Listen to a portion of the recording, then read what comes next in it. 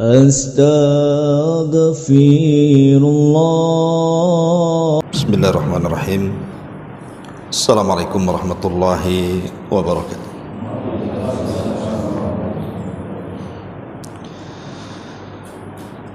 Alhamdulillah wassalatu wassalamu ala Rasulillah wa ala alihi wa sahbihi wa mawalah wa la hawla wa la quwata illa billahi wa ba'du. Alhamdulillah, segala puja dan puji hanya milik Allah subhanahu wa ta'ala. Salawat dan juga salam tentunya kita hadiahkan kepada Rasul kita Nabi besar Muhammad sallallahu alaihi wa ala alihi wasallam. Ma'asyiral muslimin wal muslimat rahimakumullah. Masih melanjutkan kajian semalam tentang beberapa fitnah yang terjadi di akhir zaman. Secara singkat, di antara penyebab dan bagaimana caranya kita selamat dari fitnah-fitnah itu, pertama, takalibun nas ala dunia. Banyaknya manusia yang terobahkan dengan urusan-urusan dunia. Dalam hadis yang disahihkan oleh Syekh Nasiruddin Al-Albani rahimahullahu ta'ala dari Abdullah ibn Mas'ud radhiyallahu anhu, dia mengatakan, Nabi sallallahu alaihi wasallam bersabda, sayakunu fi akhir zamani qaumun yajlisuna fil masajid hilaqan imamuhumud dunya wa fi riwayatin amanihim ad-dunya wa fi ukhra dzikruhumud dunya wa hubbud dunya fala tujalisuhum fa innahu laisa lillahi fihim hajah. Kata Nabi sallallahu alaihi wasallam, akan datang zamannya sebuah kaum, mereka duduk di masjid-masjid Allah berhalaqah-halaqah,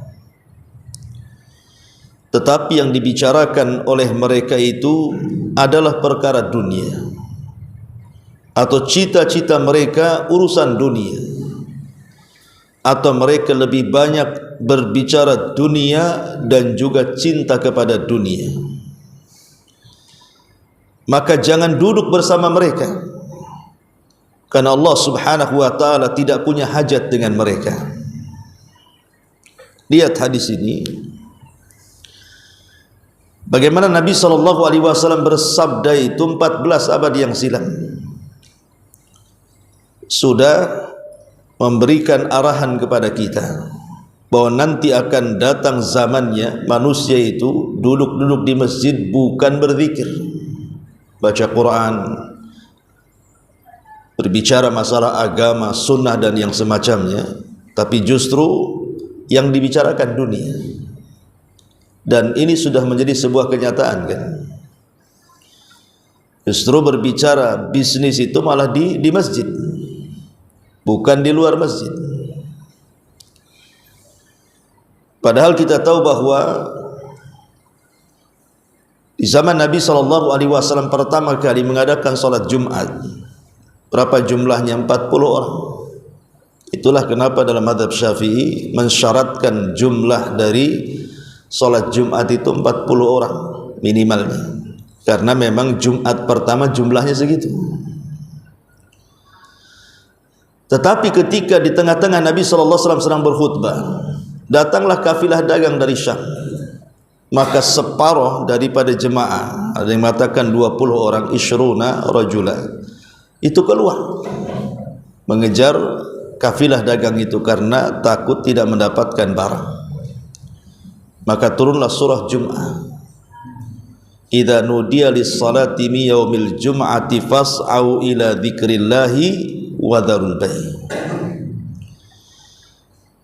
Dari sini kita tahu bahwa apa yang disabdakan Nabi SAW itu bukan isapan jempol, memang kenyataan. Sekarang banyak orang itu di masjid tidak lagi cerita akhirat, tetapi kebanyakan cerita dunia, karena manusia sudah terobahkan dengan dunia.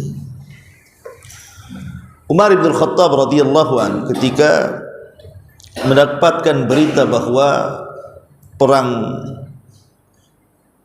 ketika melumpuhkan orang-orang Persia berhasil, bahkan Baitul Maqdis juga jatuh ke tangan kaum muslimin di tangan Abu Ubaidah bin Jarrah dan Khalid bin Walid.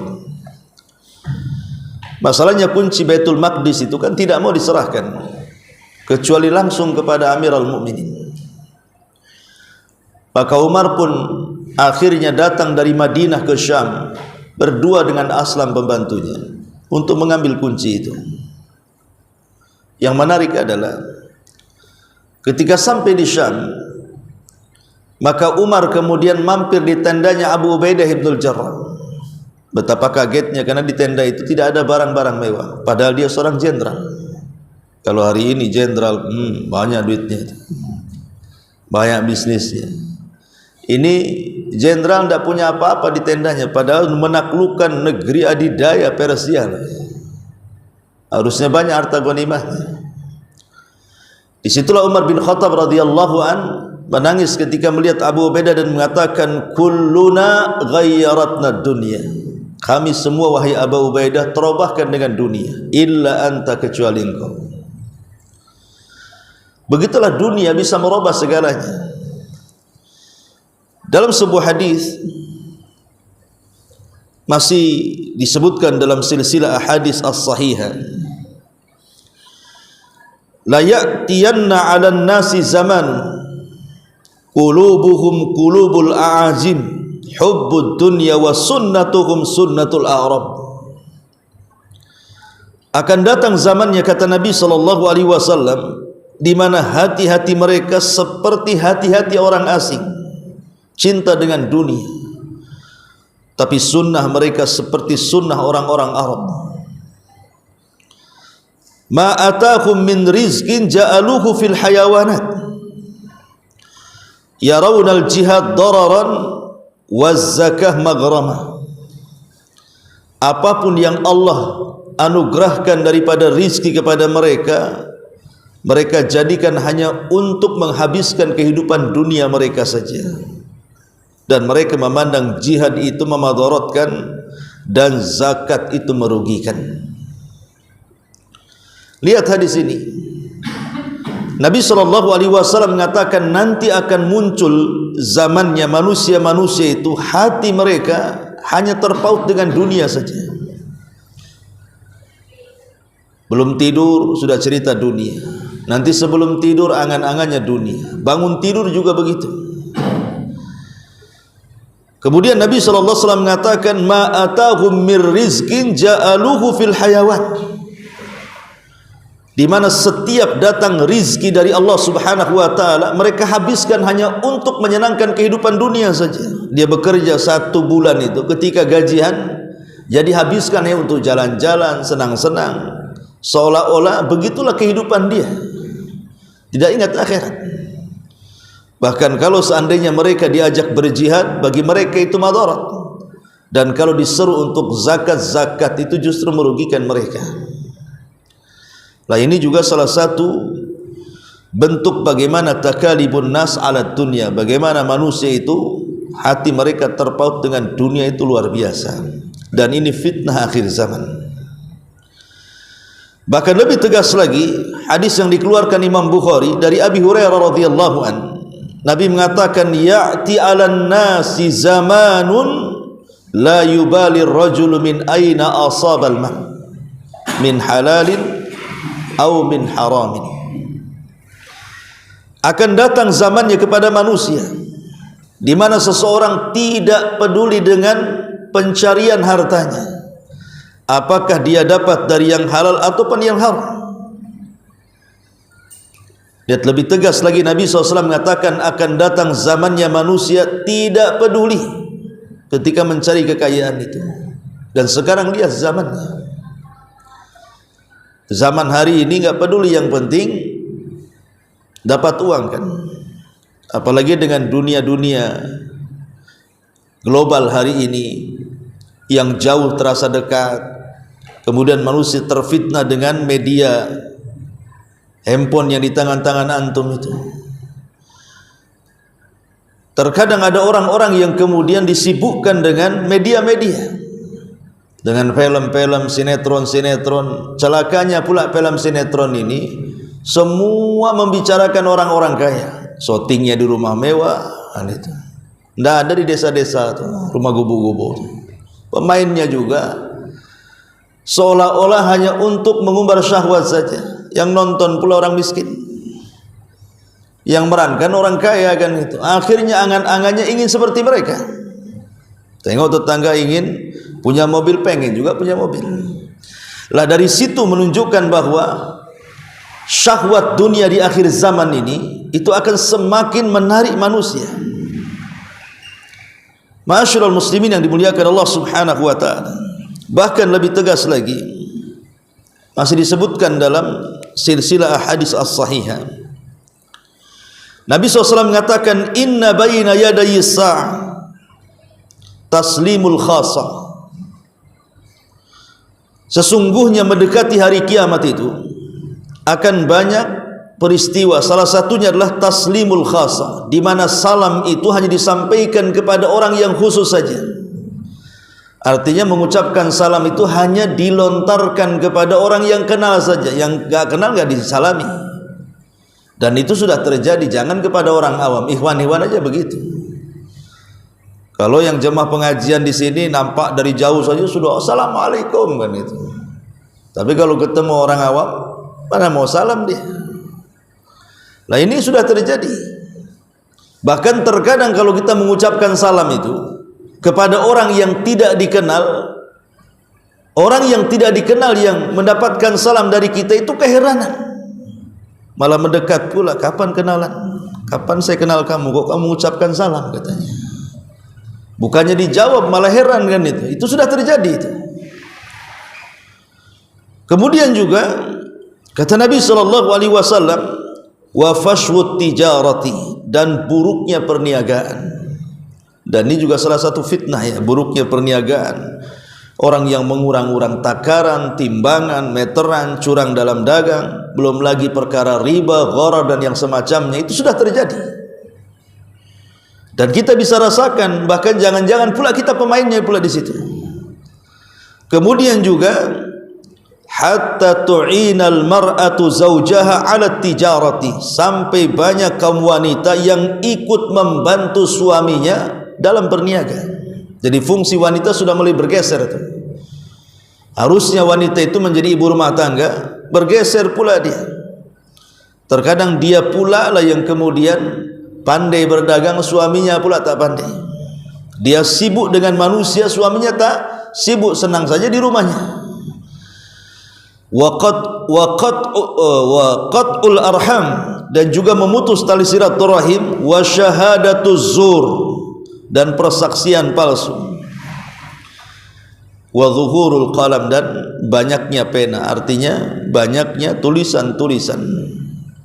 Ini juga menunjukkan bagaimana terjadinya takalibun nas ala dunia. Manusia sudah mulai cenderung kepada dunia dibandingkan akhirat. Ma'asyiral muslimin yang dimuliakan Allah Subhanahu wa taala, lah dari hadis-hadis ini bisa kita simpulkan menjadi 3 kesimpulan. Pertama, dunia sudah menjadi semua cita-cita manusia. Yang kedua, dunia ini yang menjadikan tulul amal. Tulul amal itu artinya panjang angan-angannya. Kalau burung terbang itu dia ingin terbang tak punya sayap, akhirnya hanya angan-angan saja. Kemudian yang ketiga, mereka tidak sadar bahwa dengan terlampau cintanya dengan dunia, kemudian menjadikan tulul amal, berakhir mencari dunia, tidak peduli halal haram. Memang seperti itu. Jadi kalau sudah cita-citanya dunia, kemudian juga kecintaan kepada dunia lebih besar dibandingkan akhiratnya, maka dipastikan dia mencari hal-hal tentang dunia ini sudah tidak perlu lagi tentang halal haram. Ma'asyiral muslimin yang dimuliakan Allah Subhanahu wa taala, dahulu disebutkan oleh kisah ini disebutkan oleh Syekh Al-Khamis hafizahullah taala, dia mengatakan, Utsman Khamis ini saya mendengar dari YouTube-nya. Jadi ada seorang pengemis di zaman Amirul Mukminin Ali radhiyallahu an. Ketika itu Ali radhiyallahu an memang hendak memberikan sesuatu, dia sudah akan memberikan 400 dirham. Tapi masalahnya Ali radhiyallahu an lupa tuh menaruh uang itu di mana. Sehingga mungkin pengemis ini jengkel.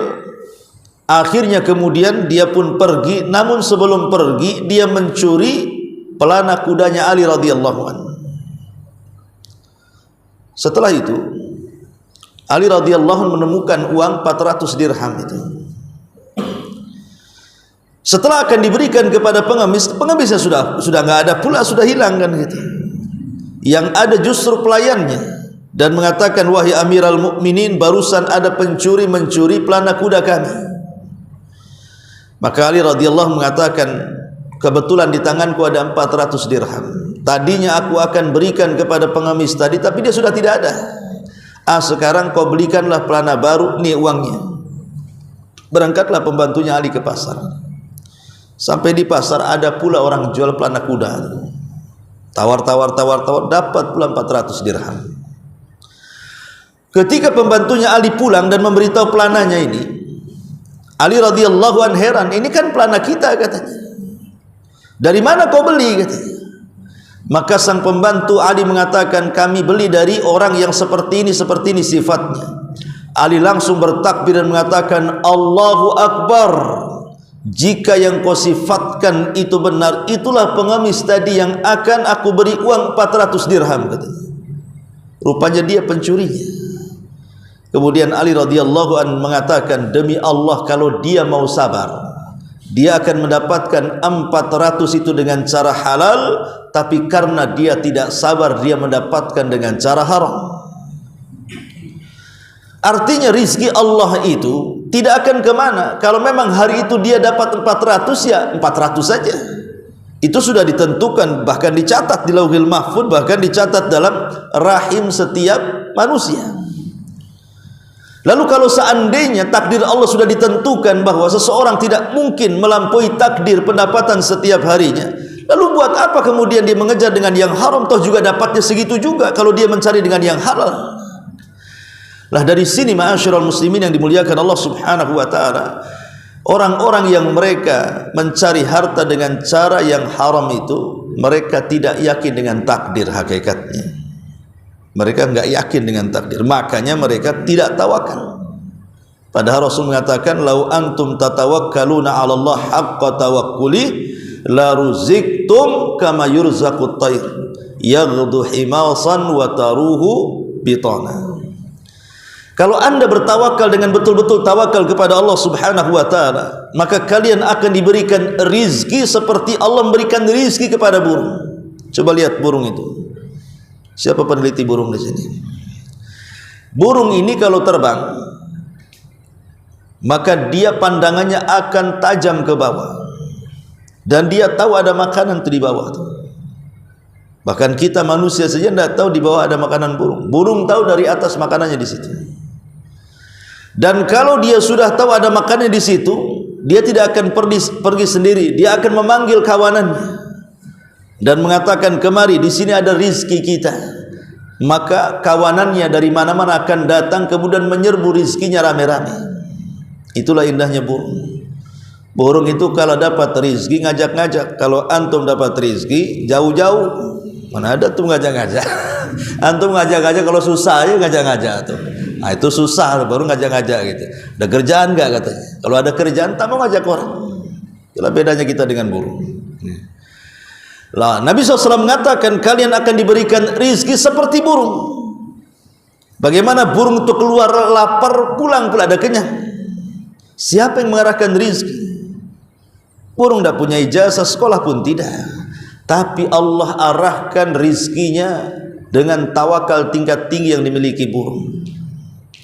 Ma'asyiral muslimin yang dimuliakan Allah Azza wa Jalla, ini yang pertama. Yang kedua, su'ul wulad wal ummal, buruknya para pemimpin dan para pekerja.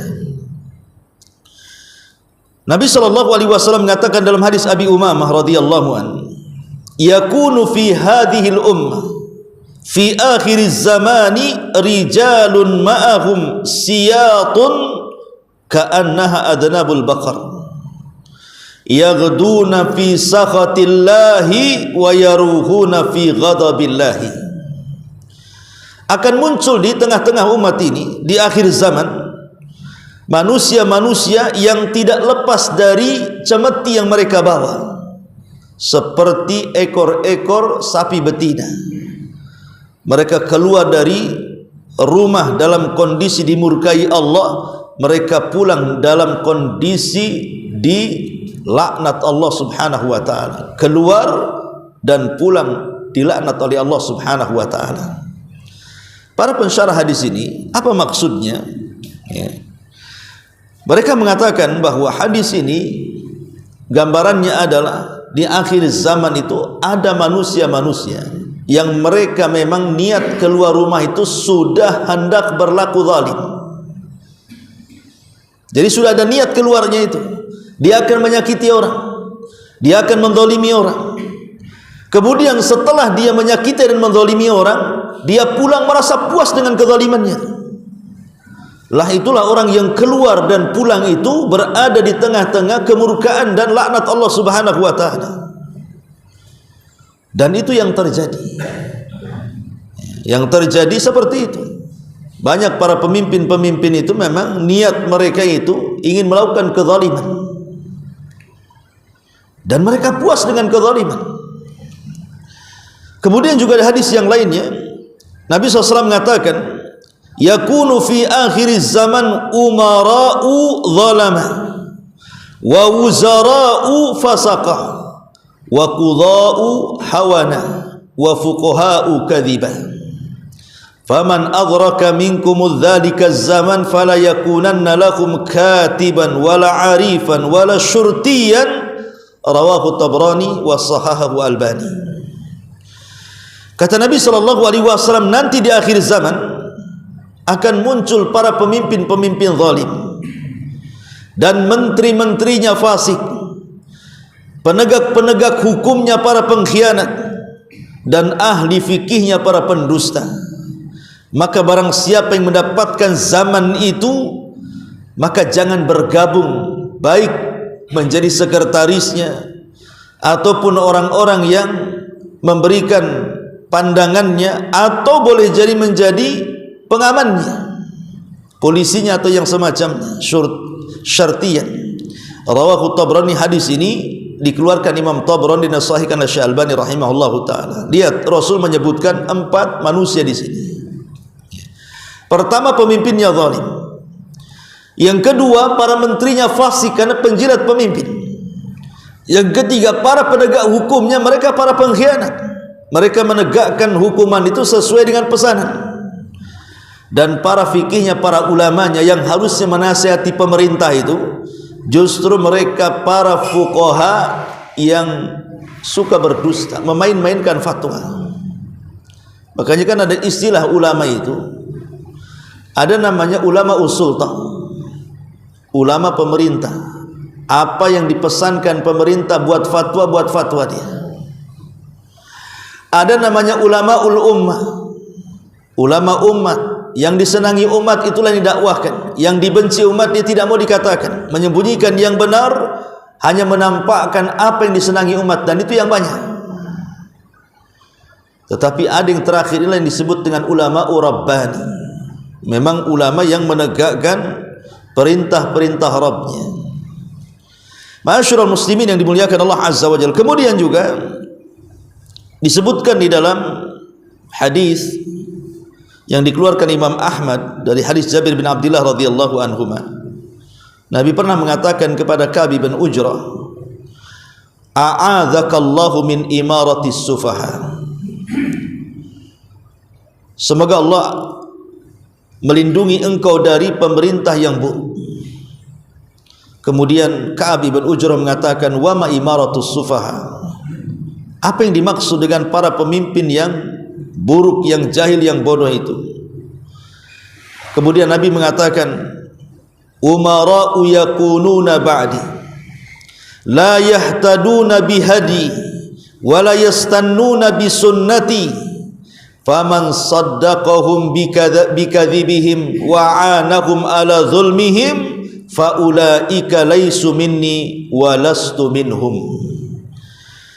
Kata Nabi SAW, akan muncul para pemimpin setelahku, mereka tidak mengambil petunjuk dari petunjukku dan tidak mengambil sunnah dari sunnahku.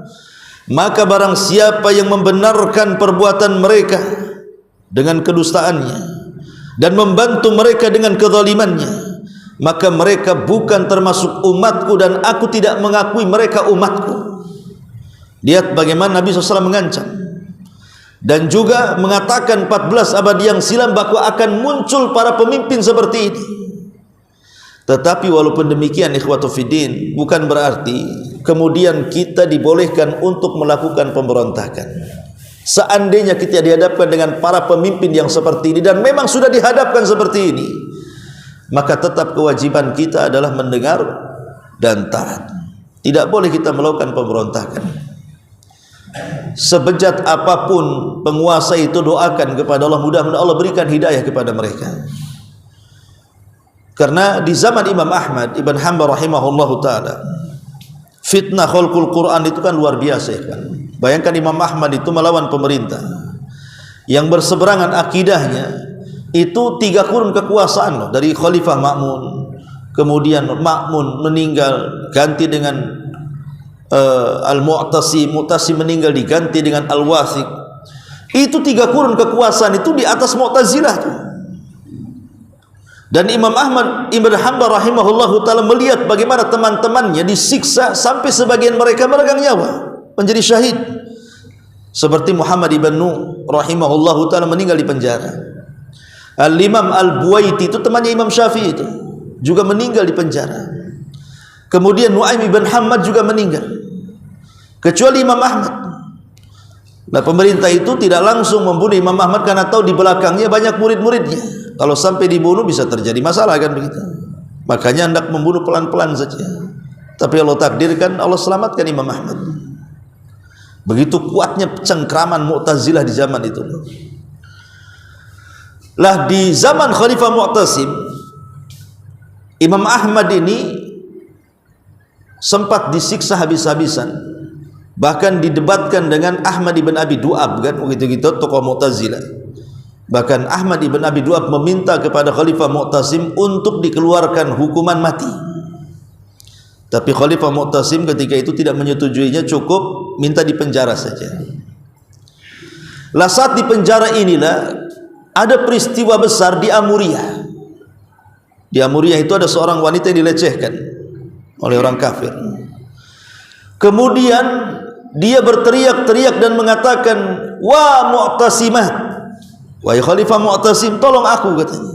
Kedengaran oleh seorang muslim. Kemudian dia pergi menuju Baghdad melaporkan kepada Khalifah Mu'tasim bahwa ada seorang wanita berteriak-teriak di Amuriyah, dan Amuriyah itu negeri kafir yang dari dulu sulit ditaklukkan. Tapi ketika kemudian ada seorang wanita berteriak dari negeri yang jauh, Khalifah Mu'tasim menggerakkan satu Baghdad. Disinilah makanya Khalifah Mu'tasim mulai lunak dengan Imam Ahmad. Dan Imam Ahmad pun akhirnya memaafkan Khalifah Mu'tasim. Kenapa? Karena dengan menyerang Amuriyah, kemudian Amuriyah kalah oleh Khalifah Mu'tasim, yang sebelumnya khalifah yang lain belum pernah mampu menundukkan Amuriyah, bisa ditaklukkan oleh Mu'tasim dan menjadi negeri Islam. Nah, dari situlah Imam Ahmad melihat jasa yang luar biasa. Dia maafkan kezalimannya. Bahkan dia mengatakan, lau kana li da'watun mustajab la da'autul Mu'tasim. Kalau aku punya doa yang mustajab, ku doakan si Mu'tasim itu dengan doa kebaikan. Begitulah Imam Ahmad mencontohkan kepada kita. Kita disuruh untuk mendoakan para pemimpin, bukan mencaci maki. Mencaci maki lo tidak ada manfaatnya.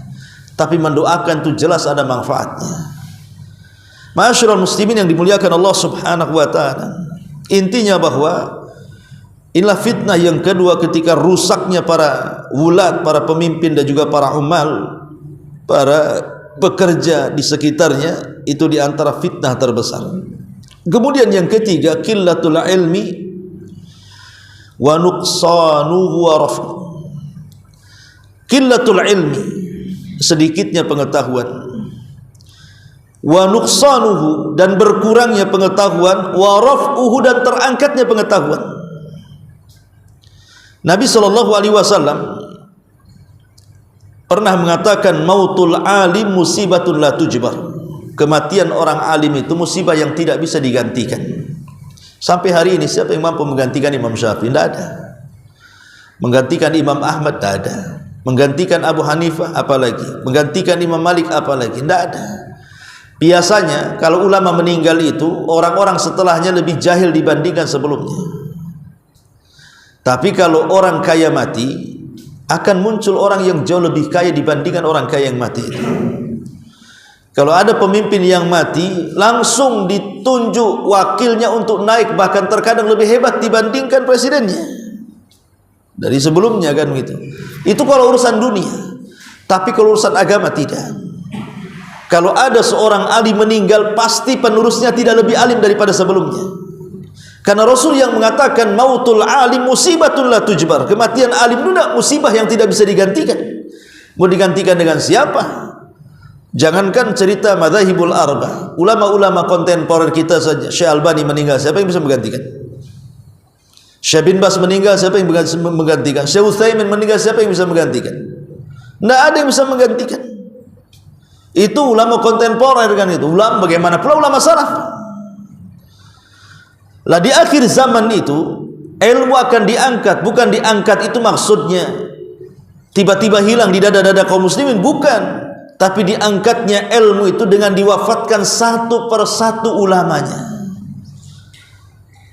Ketika diangkat satu persatu ulamanya, diwafatkan oleh Allah Azza wa Jal, disitulah ilmu sedikit demi sedikit akan dihilangkan. Dan yang terjadi adalah kejahilan di mana-mana. Ma'asyiral muslimin yang dimuliakan, dan ini fitnah terjadi hari ini. Kemudian juga yang nomor 4, intisyarus syarri wa ahli, banyaknya menyebarnya keburukan dan para pelaku keburukan. Ma'asyiral muslimin yang dimuliakan Allah Subhanahu wa taala, disebutkan dalam sebuah hadis dari Abdullah bin Amr radhiyallahu anhu, Nabi sallallahu alaihi wasallam bersabda, kaifa bikum wa bi zamanin yushiku an ya'tiya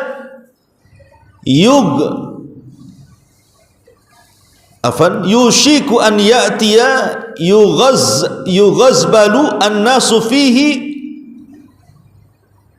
wa tabqa khuthalatu minan nasi qad marijat uhuduhum wa amanatuhum fakhtalafu wa kanu hakadha wa shabbaka baina asabihi qalu kaifa bina ya Rasulullah idza kana dhalika qala ta'khuduna bima ta'rifuna wa tada'una ma tunkiruna wa tuqbiluna ala khassatikum wa tadharuna amra awamikum. Abdullah ibn Umar atau Abdullah ibn Amr, Abdullah ibn Amr ibn As radhiyallahu anhu, pencatat hadisnya. Kalau Abu Hurairah itu kan penghafal, kalau Abdullah ibn Amr ini pencatat. Makanya Abu Hurairah mengatakan tidak ada sahabat yang lebih banyak hafalan hadisnya kecuali aku, kecuali Abdullah ibn Amr, katanya. Karena dia mencatat, aku menghafal. Dan Abdullah ibn Amr ini salah satu dari Abadilah al-Arba namanya. Abadilah al-Arba itu maksudnya sahabat-sahabat yang diawali namanya dengan Abdullah. Ya banyak sih maksudnya al-Abadilah itu, karena di zamannya semua fatwa mengerucut kepada 4 sahabat yang dimulai dengan nama Abdullah itu. Abdullah ibn Umar, Abdullah ibn Abbas, Abdullah ibn Zubair, dan Abdullah ibn Amr ibn As, disebut Abadilah. Lah Abdullah ibn Amr ibn As radhiyallahu anhu dia mengatakan, Nabi SAW bersabda, bagaimana keadaan kalian dengan zaman yang hampir tiba ini, di saat manusia dipisah dan juga dipecah-pecah. Yang tersisa hanyalah orang-orang yang hina di antara manusia. Mereka telah merusak dan mencampur adukan amanah perjanjian mereka, yang membuat mereka saling berselisih, dan beginilah keadaan mereka. Beliau kemudian mencontohkan dengan menjalin jari-jarinya. Kemudian mereka bertanya para sahabat, bagaimana keadaan kami wahai Rasul jika keadaannya seperti itu? Maka Nabi SAW mengatakan, peganglah dengan erat apa yang kalian ketahui dan tinggalkan apa yang kalian ingkari. Terimalah dari orang-orang tertentu kalian dan tinggalkan urusan orang-orang awam kalian. Lihat bagaimana Nabi SAW menggambarkan kondisi akhir zaman. Kalau manusia sudah rusak di sana sini, apa yang harus kita lakukan? Maka Rasul mengatakan, peganglah dari apa yang kalian ketahui, kemudian tinggalkan dari yang kalian ingkari. Pegang kepada orang-orang khusus kalian, maksudnya para ulama, dan tinggalkan orang-orang awam kalian. Nah, dari sini ini salah satu solusi dari Nabi SAW untuk kembali kepada ilmu, kembali kepada para ulama di tengah-tengah terjadi fitnah itu. Kemudian yang kelima, kasratul fitan, banyaknya fitnah. Dan fitnah itu sumbernya dua, ikhwan. Umumnya fitnah itu yang terjadi itu sumbernya cuma dua saja. Pertama dari syahwat, yang kedua dari syubhat. Syahwat itu yang merusak akhlak, syubhat itu yang merusak agama. Adapun syahwat itu pendorongnya hawa nafsu, adapun syubhat pendorongnya syaitan. Inilah yang merusak manusia ini. Manusia rusak itu imma kena syahwat atau kena syubhat. Karena musuh terberat bagi kita itu kan luar dalamnya. Luar dari setan, dalam dari hawa nafsu. Dari setan muncul syubhat, dari hawa nafsu muncul syahwat. Dan umumnya seperti itu. Ketika Nabi SAW mengatakan di akhir zaman akan muncul sekelompok orang yang mereka seolah-olah mendakwahkan Islam, tapi mereka orang yang paling jauh dari Islam. Mereka melesat dari Islam seperti melesat anak panah dari busurnya.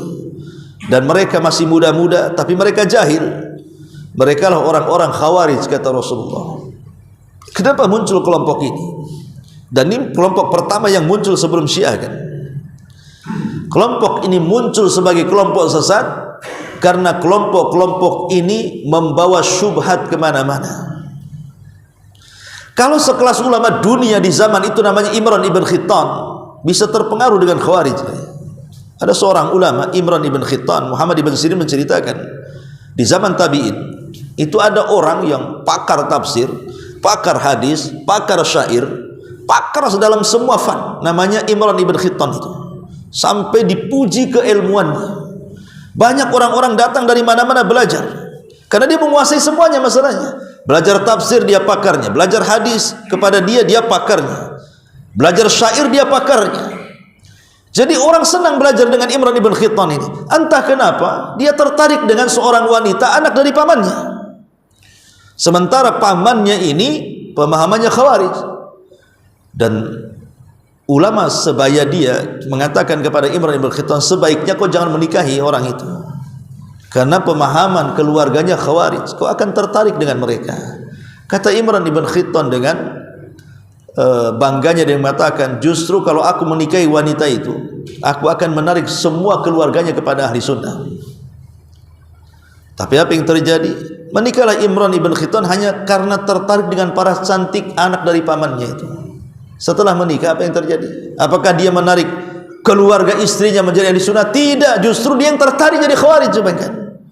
Ulama dunia pembela sunnah Nabi SAW tiba-tiba 180 derajat berbalik menjadi Khawarij, dan terus pemahaman Khawarijnya, bahkan dia jadi tokoh Khawarij dan mati di atas Khawarij. Situ dulu punya murid juga di Batam itu. Ya awalnya istiqomah, masya Allah kan itu kan. Dia tertarik dengan akhwat tapi orang awam, memang cantik, belum ngaji kan. Waktu itu memang sudah saya nasihati, jangan, banyak kok akhwat yang sudah ngaji, supaya lebih istiqomah antum. Nanti saya dakwai Ustaz, gampang itu. Nikah jadi dengan dia, lama mungkin 2-3 tahun tidak ketemu. Setelah ketemu, Masya Allah, udah hilang semuanya. Ya hilang seagama-agamanya hilang. Subhanallah, subhanallah. Sudah tidak ada lagi ketertarikan untuk belajar. Bahkan sudah enggak, ya Allah, pokoknya enggak bisa diceritakan. Rusak serusak-rusaknya. Nah, makanya tidak bisa namanya syubhat itu, ikhwatu fiddin, tidak bisa kita dekat-dekat. Dia nyambar-nyambar kita itu. Kita ini yang kurang iman, kurang ilmu, yang jelas-jelas sajalah. Jangan main-main di situ. Supaya lebih menyelamatkan akidah kita. Karena hidup di lingkungan yang istiqomah itu pasti akan terbawa istiqomah, ikhwan. Tapi kalau hidup di lingkungan yang banyak fitnah, sementara kita tidak kuat imannya, pasti diseretnya kepada fitnah itu. Jangankan kita sekelas Imran bin Khattab bisa berubah. Yang jelas-jelas ulama dunia. Makanya di zaman Nabi SAW itu, Umar bin Khattab kan bawa lembaran Taurat tuh.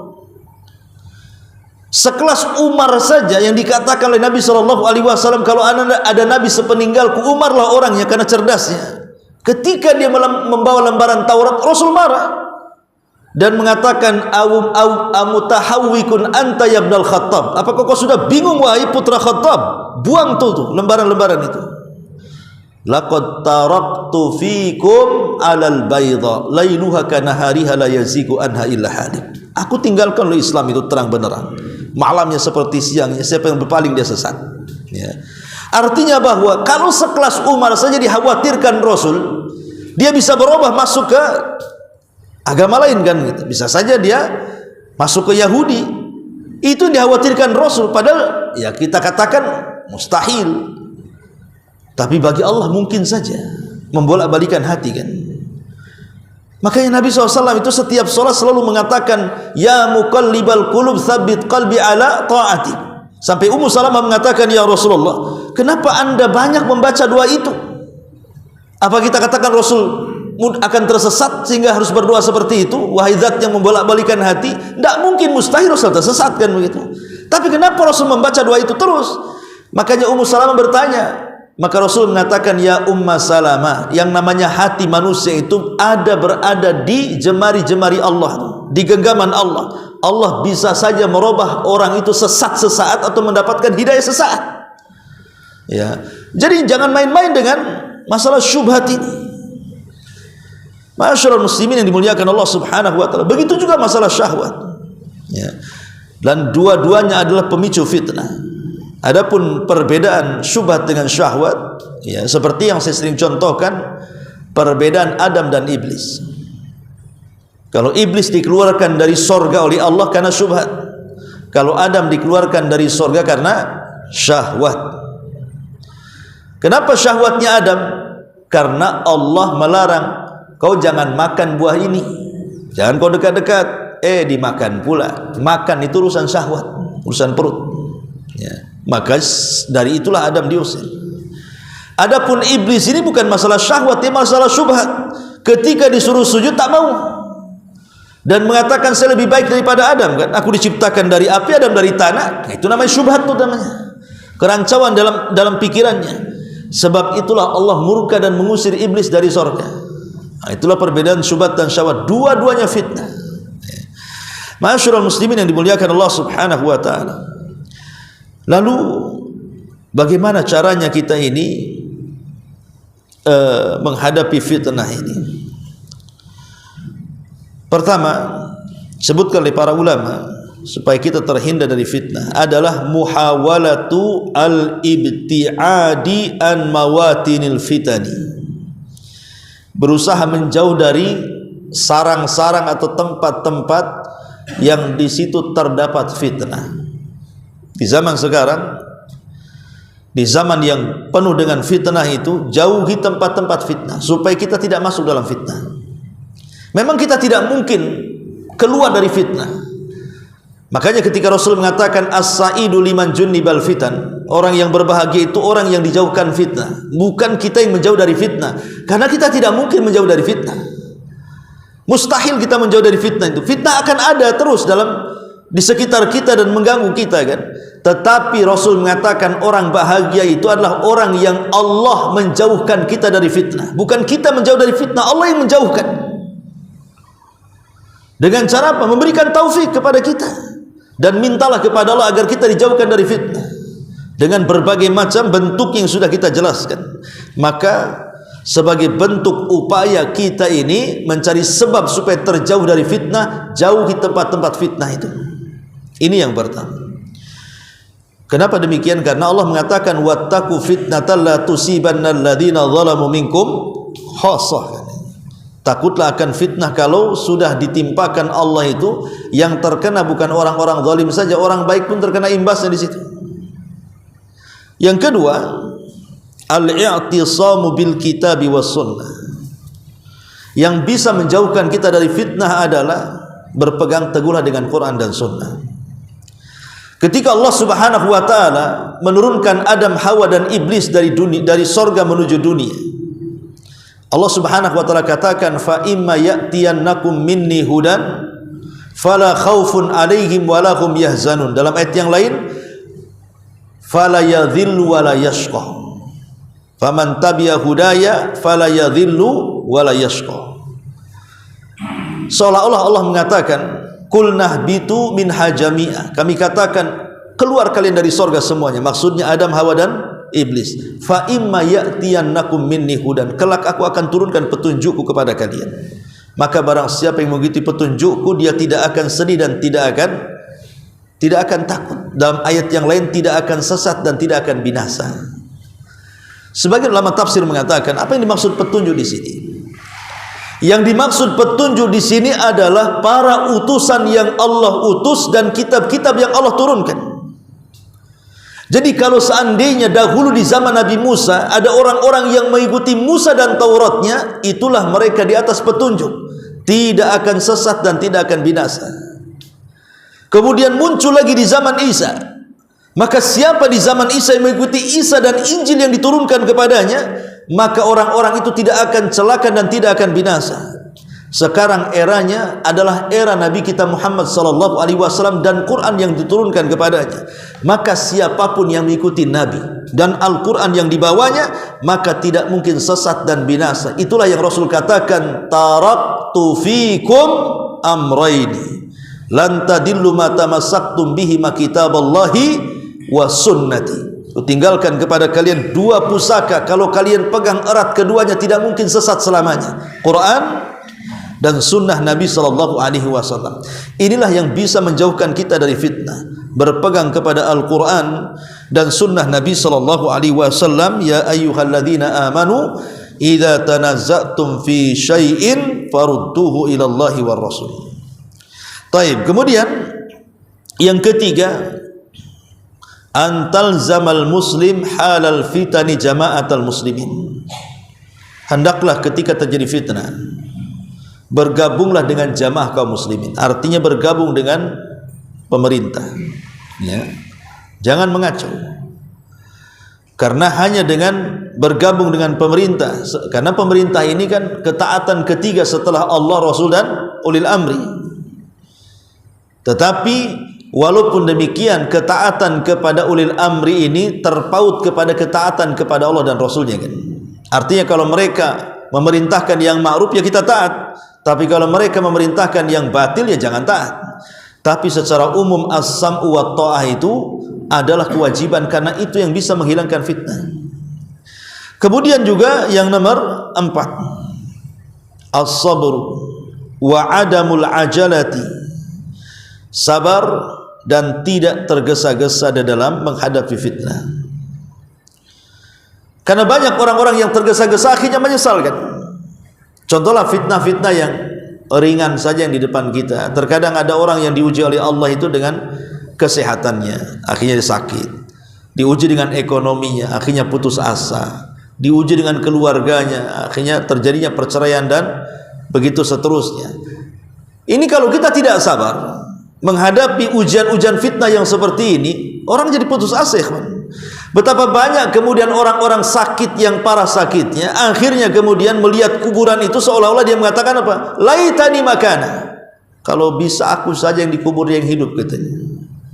Kan banyak orang-orang yang sudah lama sakit, kemudian melihat yang merawatnya sudah jenuh, dia pun kasihan, akhirnya berpikir apa? Lebih baik mati dibandingkan hidup. Disitulah setan lebih dekat kepada orang sakit dibandingkan orang sehat. Makanya kenapa Nabi SAW mengatakan kepada Abbas, pamannya, satu hari Abbas kan sakit parah, kemudian mengatakan, lebih baik saya mati dibandingkan hidup karena sudah banyak menyusahkan orang. Maka Rasul mengatakan, ya Abbas, jangan kau katakan seperti itu. Tidak boleh seseorang itu berangan-angan untuk mati, kata Rasul. Kenapa demikian? Sebab kalau seandainya orang yang berangan-angan itu orang jahat, kemudian disembuhkan penyakitnya, kemudian sembuh, adalah tempat bertobat dia sebelum kematiannya. Tapi kalau dia orang baik, kemudian disembuhkan penyakitnya, adalah dia beramal untuk menambah pahalanya. Jadi kenapa Rasul mengatakan tidak boleh seseorang itu berangan-angan kematian, kan? Karena kalau dia orang jahat, ada kesempatan tobat. Kalau dia orang baik, ada kesempatan menambah pahala. Tapi wa in kana walabud, kata Rasul, kalaupun harus seorang itu berangan-angan kematian, boleh, tapi katakan, ya Allah, kalau memang kematianku lebih baik bagimu, matikan saja. Tapi kalau kehidupanku lebih baik bagimu, maka sembuhkan saya. Itu kalau memang harus ngomong seperti itu. Ya, karena banyak orang-orang yang sakit itu mereka putus asa, maka kewajiban kita yang sehat menenangkan orang yang sakit itu. Dengan cara apa? Kunjungi mereka. Maka di antara syarat Islam yang besar pahalanya itu, yang kalau antum lakukan 70.000 malaikat mendoakan kita, adalah ziaratul mardha, menziarahi orang sakit. Itu bisa menenangkan hatinya. Boleh jadi itu obat bagi mereka. Ya, kalau bisa antum ziarah orang sakit itu jangan bawa pisang, bawa ini, jangan. Bawa obat, madu, batu sauda, kan itu. Sebab kalau bawa pisang yang makan bukan yang sakit, yang jaga tuh biasanya. Jadi bawa obat-obatan, madu, kan misalnya, atau bawa dokter ke rumahnya, atau bawa tukang bekam, pokoknya yang berkaitan dengan dia lah, atau doakan kebaikan.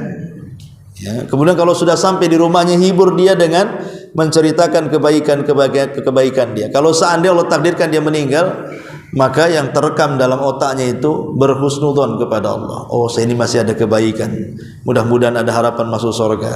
Tapi kalau antum bercerita keburukan, putus asa atau kematiannya, akhirnya suudzon, cepat lu sembuh, nanti kita mabok lagi, toto mati. Ya, jadi otaknya mabuk, neraka nih saya, neraka nih. Akhirnya berburuk sangka kepada Allah, kan. Maka kalau depan orang sakit itu jangan cerita keburukan, cerita kebaikan, supaya dia merekamnya. Oh, saya masih ada punya kebaikan, mudah-mudahan bisa masuk surga. Akhirnya bahagia kematiannya, kan. Itu diantara, karena orang sakit ini lebih sakit kalau tidak ada yang mengunjungi, kan.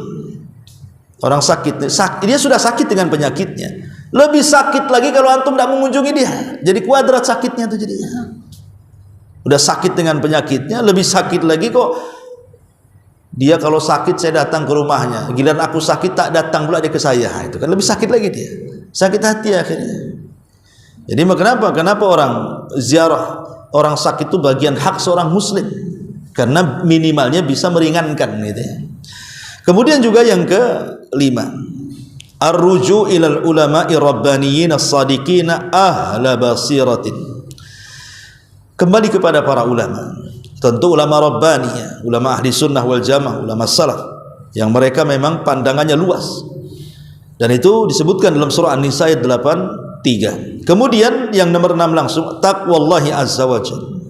Bertakwalah kepada Allah Subhanahu wa taala, yang benar-benar takwa. Kemudian juga yang ketujuh, kasratul ibadah.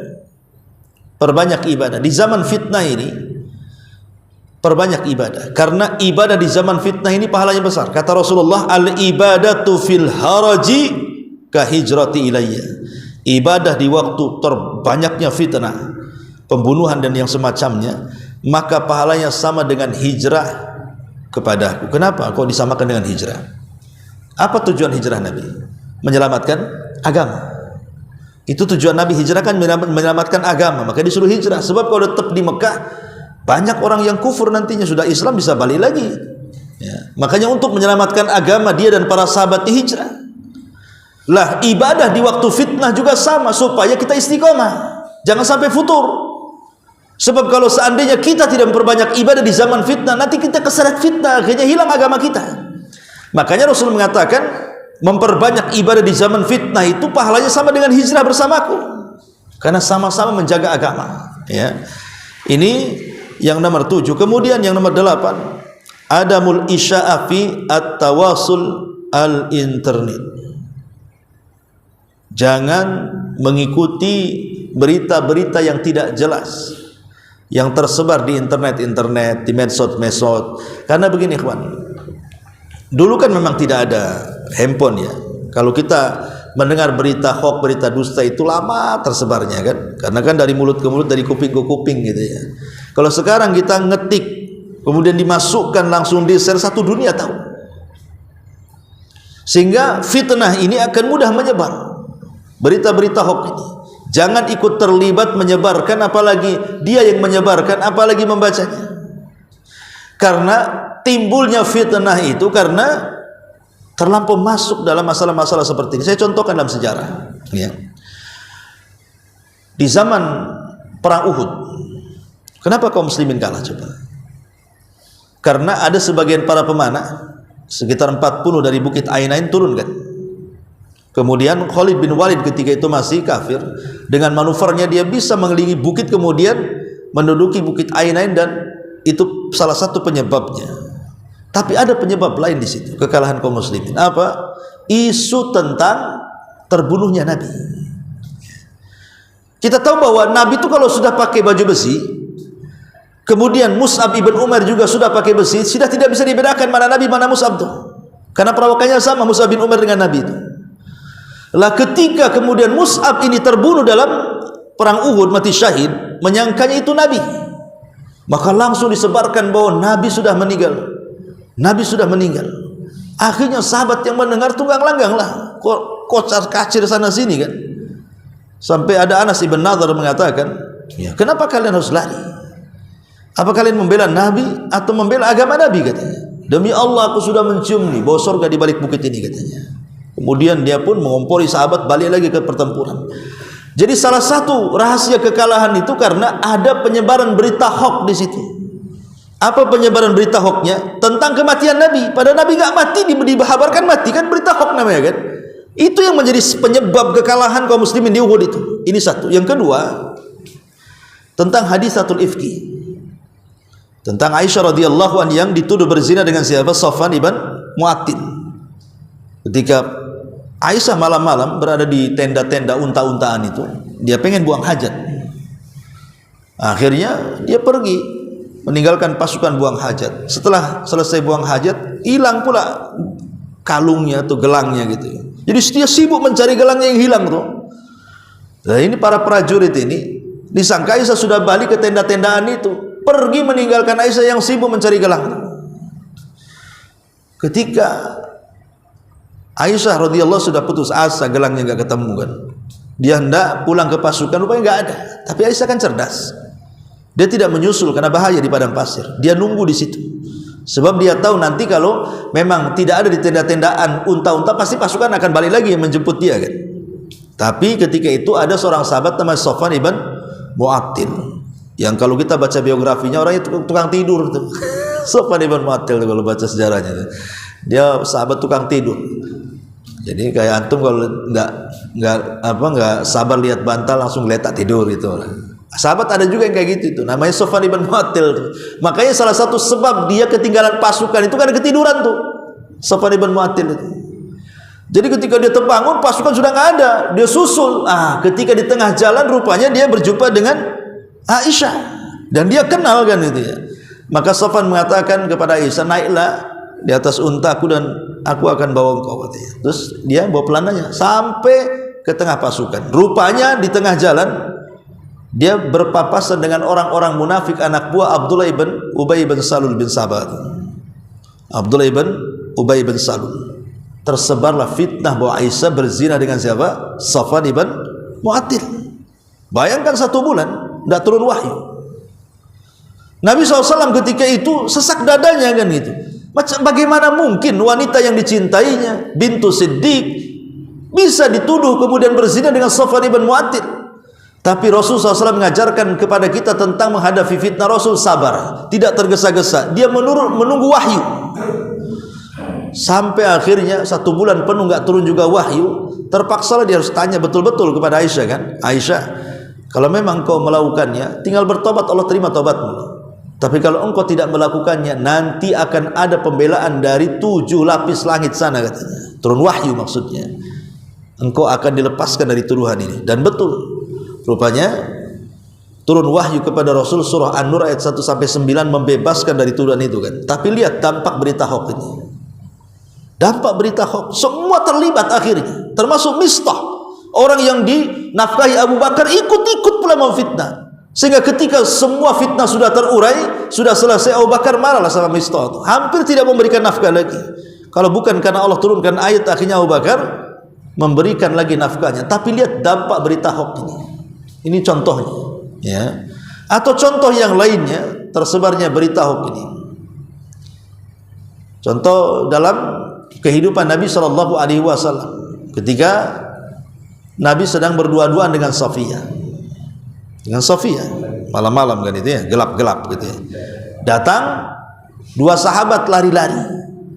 Kata Rasul, ala rislikuma, jangan tergesa-gesa engkau, ngapain kalian lari?